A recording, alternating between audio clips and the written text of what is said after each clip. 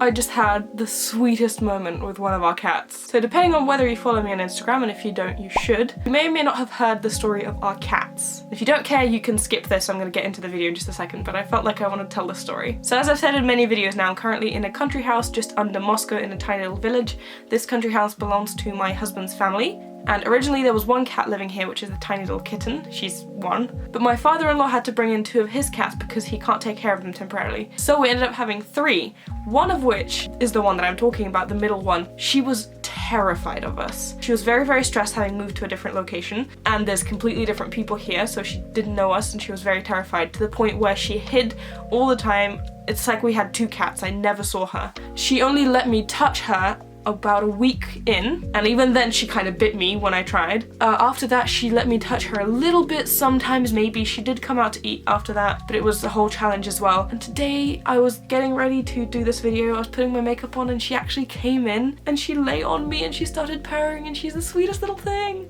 And I pet her and it was so cute, and I'm just so happy. But now I don't have enough time to actually film this video because the sun's gonna go down in a second, but it was totally worth it. I got some little cat pets. And one more thing before we get started. I wanted to let you know that I actually have a second channel, and I've recently started posting gaming videos on there, which I never expected to do. But I am extremely passionate about The Sims 2. I spend a lot of my free time playing that game. Probably a passion of mine on the same level of Bracelets, if I'm being honest, and that's saying something. And usually when I play, I sort of stop posting on this channel for a while and I really go deep into playing The Sims 2. I sort of fall off the grid for a little bit, so I decided instead of falling off the grid, I'm actually going to show you guys what I'm doing when I am playing. And at the moment I am trying to create my own custom town in The Sims 2. I'm creating my own lots, all the buildings, all the Sims, and my favorite part is that I'm creating all of the family trees and all of the drama. Boy, is there a lot of drama. I've already released 2 episodes and I would love it if you guys would check them out. I think even if you don't play The Sims 2, it might be enjoyable because there is so much drama, but regardless, I would love it if you guys would watch it because I am very passionate about it and I'm going to continue posting on that channel about that. But all that being said, let's get into the actual bracelet helpline. So welcome to the second episode of the bracelet helpline. I have some questions that you guys asked me up on my phone. Again, I try to answer as many questions as I can, but even I put too many questions on this list. I'm probably gonna have to cut some of these. So don't be offended if I don't answer your question, there's a lot of them. But I am planning on doing more of these videos. That being said, if you want your question to be featured in the bracelet helpline, don't just ask your question whenever. Please wait for me to ask specifically for bracelet helpline questions. You can ask questions whenever, but if you want to be featured in one of these videos, only ask your questions when I ask for your questions. So I usually post about 24 hours or so before I actually sit down to film, so you guys have some time to ask the questions, and I post in a community post, sometimes in a pinned comment of a previous video on Instagram, places like that. Let's get into it. So the first question is, how do you use a safety pin to pin your bracelets down? And they're saying that they saw me use it in a previous video and they were confused as to why there was a second pin there as well. This is probably the Starburst real-time knotting vid that I did previously. I'll leave that linked in the card in the description if you want to see it. The reason I have a second pin is because if I mess up a knot, I want to have a pin to untie that knot, and I don't want to undo the pin that's pinning the bracelet down. I want to have an extra pin just so I can take it, untie the knot, put it back. So it's just there in case I mess up. But the way that I secure my pin to my jeans, to my pillows, to whatever, I do 3 incisions, one before the loop, one in the middle of the loop, and one after the loop. And if I'm doing a knot or a triangle end or something, I do one before the knot, one through the knot, one after the knot. And same for the triangle ends, one before, one through the triangle end, one after. If you want a visual on that, I did a 5 bracelet life hacks video and I demonstrate there, which will also be linked. What are 1-2-1-2 patterns and how are they different from normal patterns? 1-2-1-2 patterns is a term that's like loosely used. It's not very well defined, as far as I know at least, that have a lot of forward, backward or backward, forward knots. That being said, they are also normal patterns. So all 1-2-1-2 patterns are normal patterns, but not all normal patterns are 1-2-1-2 patterns. Some people may disagree with me on this, but I also class patterns that have a lot of forward, backward, backward, forward knots as 1-2-1-2 patterns. Some people only say if all of the knots are backward, forward, backward knots, then they class as that, but I disagree. I think if it's most of the knots, then I put it as that. But regardless, I tend to avoid them because they take a lot of time to make and you can't really segment knot them, and I find that annoying because I enjoy segment knotting. What do you do when you get hair stuck in bracelets?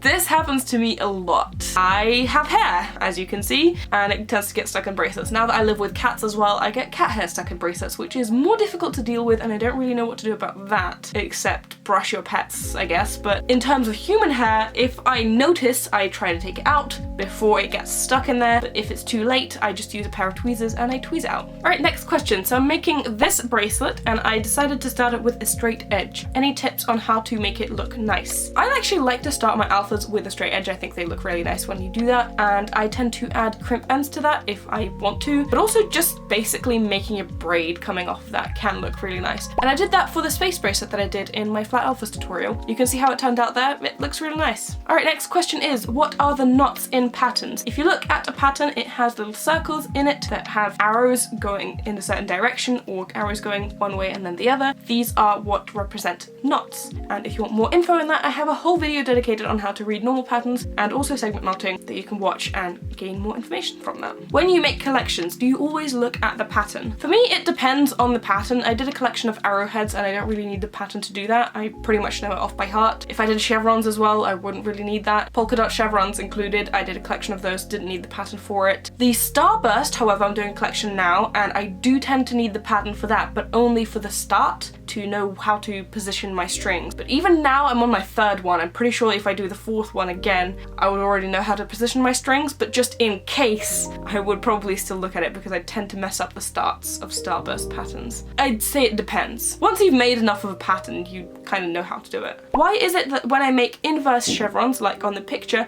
they don't look the same as my normal chevrons? I don't actually know the answer to this question, but I have a theory. This definitely happens to me. This 100% happens to me, and moreover I notice it specifically when I am doing triangle ends. For example, the top triangle end doesn't look the same as the bottom triangle end, usually. One of them is wider and one of them is sharper, I guess you could describe it like that. And my theory is that when you are bringing strings in a point in a chevron, pulling on them in, and so you're sort of making it elongated that way, but when you're bringing them out, you're pulling on them the other way, and so you're sort of stretching it apart, if that makes sense. And I don't really know if there is a way to fix this. So if anybody has any tips or something, please leave them in the comments, because this is an issue that I actually still face, which is why I say that I don't knot perfectly, as much as you guys like to think that I do, and I'm very flattered that you say that to me. There are still certain things, like this, for example, that I still struggle with. And so I feel like with anyone's knotting, there is always room for improvement. So if you have any tips,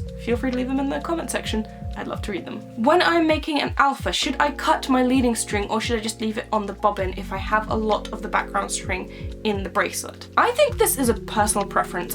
Correct me if I'm wrong, but I'm pretty sure there's no real difference apart from the fact that if you are cutting your string, you're gonna have to replace it multiple times throughout the bracelet. I find that it's definitely a preference thing. I used to say that I don't cut my strings, but after doing that for a while, I realized that that's not very comfortable for me, so I prefer to cut my leading string and then replace it as I need it, just because it's easier. When I have the bobbin in my hand, my knots kind of get messed up and I don't like the way that it feels to do them, if that makes sense. But if you're okay with that, if it works for you, then it works for you. Don't think there's much of a difference. How many knots do you make in a loop? And also there was another question in the same sort of area of how do you know how long to make the loop? Another thing that is entirely preference based. I never count my knots, so I don't know how many knots I make per loop, but also it's very individual per pattern. For the starburst pattern, you're gonna make a bigger loop than you would for a small chevron, just because the pattern is much bigger and wider. And one person can make a smaller loop, one person can make a bigger loop. It's entirely up to your personal preference. I always eyeball it. I never actually count the knots or anything. I make the loop and then sort of fold it, look how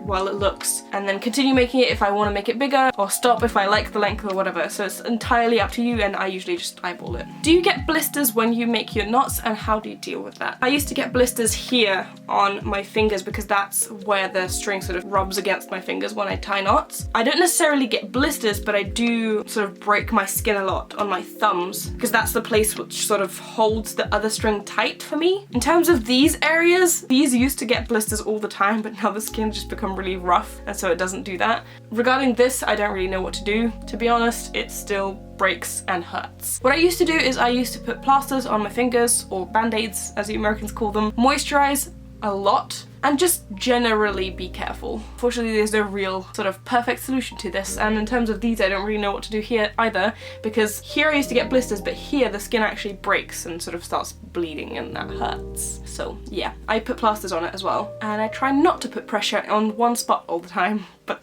that's just the most comfortable thing for me. Next question is about tangled strings, and what do I do to help my strings not tangle? If if you are making a big bracelet that has a lot of strings are going to tangle. It's completely unavoidable. There's pretty much nothing that you can do. It happens with shorter bracelets also and can be unavoidable in those as well, but it is easier to deal with when you don't have that much string. The way that I deal with it is I don't really care. I leave my strings in a bunch. I'm making the starburst right now and all my strings are messed up at the bottom. It's fine. I don't really mind it. The way that I deal with it is I take out one string at a time. So I usually segment knot. And when you segment knot, you make a lot of knots in a row with one string only. So I take out that string only and I just make the knots with that. And then whenever I need a new string, I take out that string only and make knots with that. If you want a visual on that, again, in my hacks video, I believe, I demonstrated that. I think it's like the 3rd or the 4th hack in that video. You can see it, and you can see that there. How do you know how much string to leave for the ties? This is again personal preference. Some people like really long ties, some people prefer shorter ties. I think I'm somewhere in the middle. I usually leave roughly 10 to 15 centimeters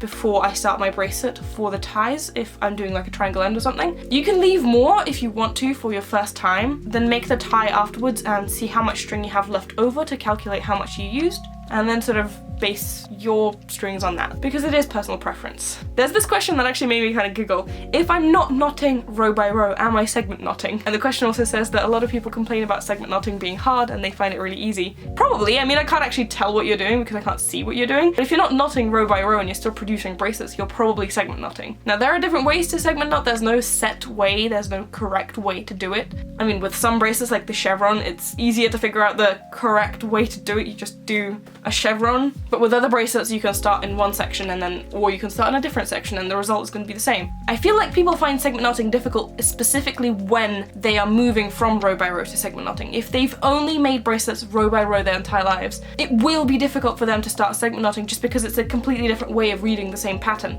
But if you are just learning how to knot and you sort of straight away go into segment knotting, it really isn't that difficult. Honestly, truly, it's not that hard. Can be confusing, as I said, if you're sort of switching or if you're just starting to figure it out, but in reality it's probably easier than knotting row by row. So if you are looking for a sign to learn how to segment knot, this is the sign. Definitely try it. It's much more fun and much faster and much easier in my opinion.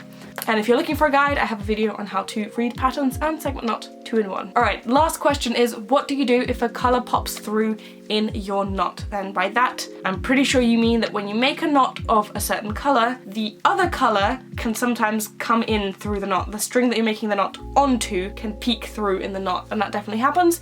It happens to me a lot as well. And thank you to everybody who answered my cry for help on Instagram and helped me find the video that I actually demonstrated this in, because I knew I demonstrated it somewhere, but I could not find where. I demonstrated it in my chevron video, and basically when this happens, you just pull on the string that's popping through. Pull on it, don't pull too tightly, you don't want to snap the string, but pull on it quite firmly, and the color should pop back in, resulting in a nice clean knot. If the knot is still kind of messed up and you don't like it, just untie it and try again. This happens, you'd much rather untie and make the knot again than leave it and then it be sort of a blemish that annoys you. So definitely untie if you have the chance. So definitely untie it if the pulling string doesn't work. Anyway, that's gonna be it for today's bracelet helpline. Let me know if you are enjoying the series and if I should continue, because these videos are sort of like an interaction between me and you. I'm only gonna be doing them as long as you guys want me to do them. So I definitely want feedback on this video. Once again, if you want your question to be featured in the bracelet helpline series, then please wait for me to ask. And when I will ask, I will post it on the community post on YouTube. So make sure that you are subscribed if you want to get those. And before we go, I do want to just remind you about my second channel and the Sims videos. I'm having a lot of fun with them and I would really love it if you guys would join me in that. So I thought I'd show you some teasers of the 2 episodes that I have released already. As you can see, we've got a happy family. So at the moment, everything looks perfect, but we are about to mess it all up for them. You know, they're very happy, they have the kid, all happy memories. We are now going to populate them with sad memories. You might sort of see where this is going. Creating a room where these guys can, you know, do stuff.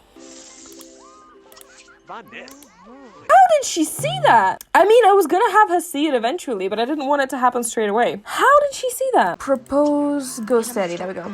Break up, there we go. When the player loads the game, these 2 are gonna be elders, and they're gonna have their own families, their own kids. I want the player to discover through the memories that they used to date. Oh wow, they're still arguing, okay. Oh wow, they're furious at each other. Yeah, that was not a good breakup. Now to kill everyone. Resurrect Elaine. I mean, you're dying. The point of playing The Sims 2 is kill off all your Sims, then you would definitely be the world champion. That is hilarious, actually. I love that. I've never seen that text before, I don't think. I'm not just about killing Sims, I'm about making Sims. At some point. Oh, look at that baby. Can these ghosts stop scaring my children? They are gonna kill them. They will die of fright. And there's a ghost in the back. Oh my god. Thank you guys very much for watching, and I want to give a special shout out to my patrons, and I especially want to thank my top supporters. This month I have a supporter whose name I'm not entirely sure how to pronounce, so let me know if I pronounce it wrong. And that is the first person, Christelle? I'm not sure, I'm sorry. But the rest of you guys are Miller, Zoe, Hannah, Simon, Izzy M, Jocelyn, Izzy B, Misty, Sydney, Izzy D, Lara, Anna, Gretchen, Tia, and Sam. Thank you guys so much for your support, I really do appreciate it. And if you also want to become a patron, there is a link in the description where you can sign up. Right now we're also hosting a patron-only bracelet competition where you can win a bracelet of mine or materials or something else. Basically winner's choice. So you still have time to sort of join if you want to. But regardless, I appreciate everyone, so thank you very much for watching, and I'll see you in my next video. Bye!